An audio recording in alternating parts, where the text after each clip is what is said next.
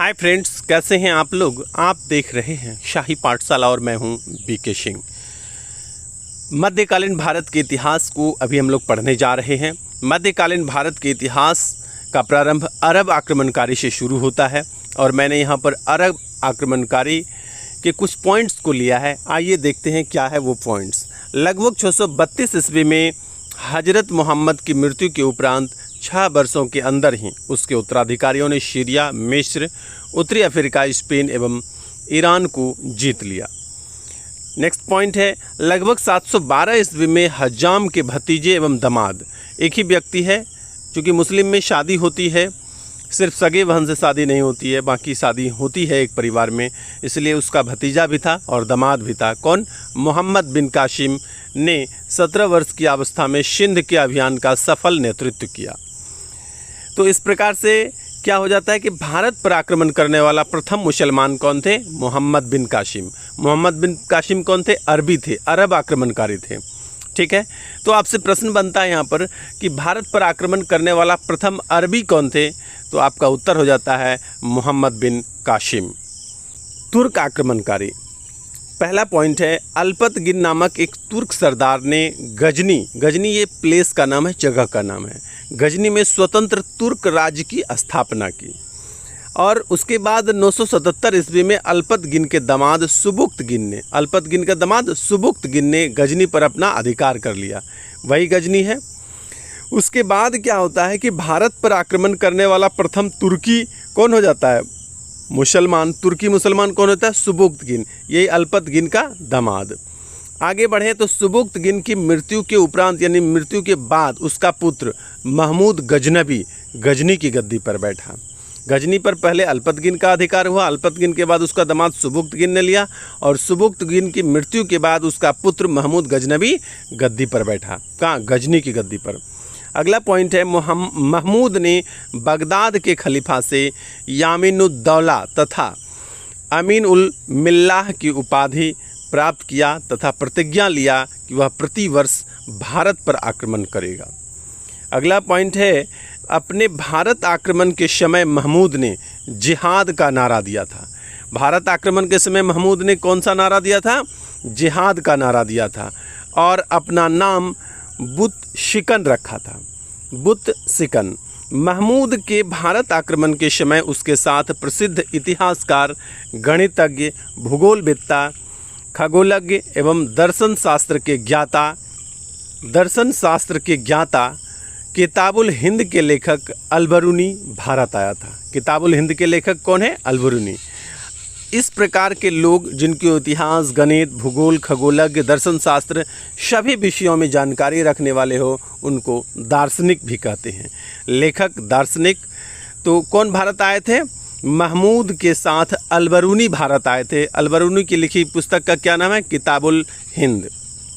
अलबरूनी ने तहकीके हिंद में भारत का विवरण किया है। अलबरूनी महमूद के दरबारी कवि थे। अलबरूनी महमूद के दरबारी कवि थे। आइए यहाँ पर पहला ट्रिक हम लोग मध्यकालीन भारत में यहाँ पर देखेंगे। पहला ट्रिक है भारत पर विदेशी आक्रमण। तो भारत पर विदेशी आक्रमण कैसे कैसे हुआ था, इसके लिए मैंने एक ट्रिक बनाया है, बहुत इंटरेस्टिंग है। ए रवि बिना कसम के तू सब गिन। ए रवि बिना कसम के तू सब गिन। ये हुआ ट्रिक।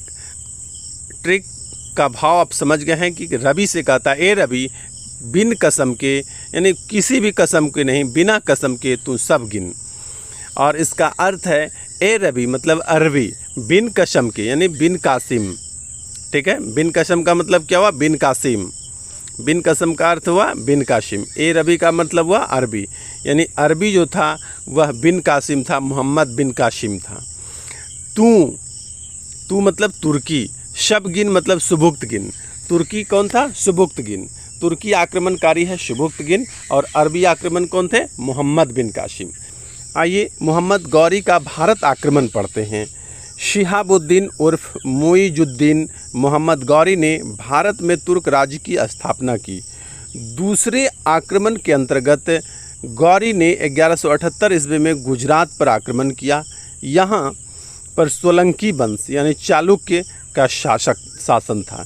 इसी वंश के भीम द्वितीय यानी मूल राज द्वितीय ने मोहम्मद गौरी को अबू पर्वत के समीप परास्त किया था। उसके बाद तराइन का प्रथम युद्ध हुआ 1191 ईस्वी में। पृथ्वीराज चौहान के साथ गौरी की भिड़ंत तराइन के मैदान में हुई। इस युद्ध में गौरी यानी मोहम्मद गौरी पूरी तरह से परास्त हो गया। तराइन का द्वितीय युद्ध 1192 ईस्वी में तराइन के मैदान में हुआ, पर इस युद्ध का परिणाम मोहम्मद गौरी के पक्ष में रहा, यानी पृथ्वीराज चौहान हार गए और मोहम्मद गौरी जीत गए। उसके बाद एक वर्ष के अंतराल पर 93 को छोड़कर 1194 में चंदावर का युद्ध होता है। गौरी एवं राजपूत नरेश जयचंद के बीच लड़ा गया।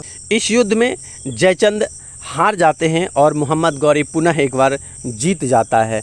जयचंद की पराजय मोहम्मद गौरी की भारतीय विजयों तथा नवस्थापित तुर्की राज्य का प्रत्यक्ष विवरण मिनहाज की रचना तबकाते नासरी में मिलती है।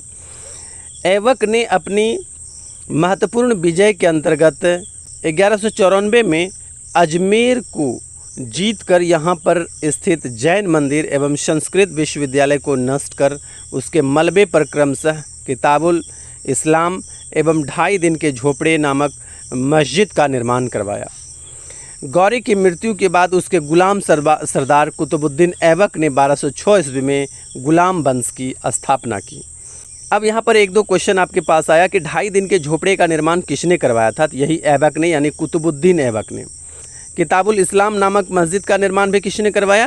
तो इसी कुतुबुद्दीन ऐबक ने करवाया था। किसको नष्ट करके? जैन मंदिर को नष्ट करके किताबुल इस्लाम और संस्कृत विश्वविद्यालय को नष्ट करके 2.5 दिन के झोपड़े का निर्माण करवाया था। आइए अब एक ट्रिक दिखाई दे रहा है, यहाँ पर हम लोग ट्रिक देख लेते हैं। ट्रिक बहुत ही मज़ेदार है।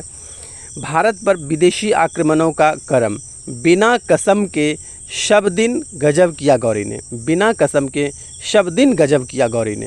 ये ट्रिक का भाव है। ट्रिक का भाव तो समझ गए, अब इसका अर्थ भी समझते हैं। बिना कसम के यानी बिना कसम के का अर्थ हुआ बिन कासिम, यानी मोहम्मद बिन कासिम। बिना कसम के का मतलब हुआ मोहम्मद बिन कासिम।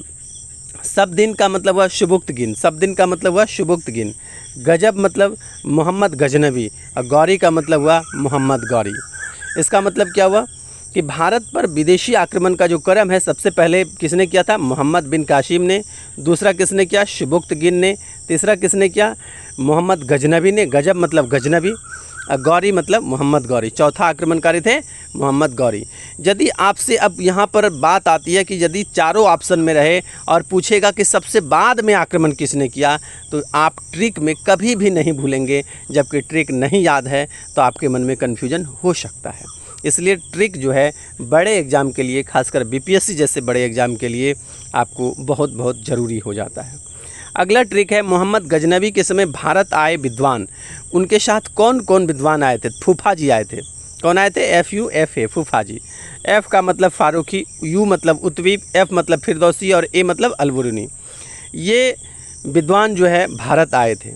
मोहम्मद गजनबी के साथ कौन कौन आए थे? फूफा जी, FUFA, F for Farooqui, U for Utvi, F for Firdausi और A फॉर अलबरूनी।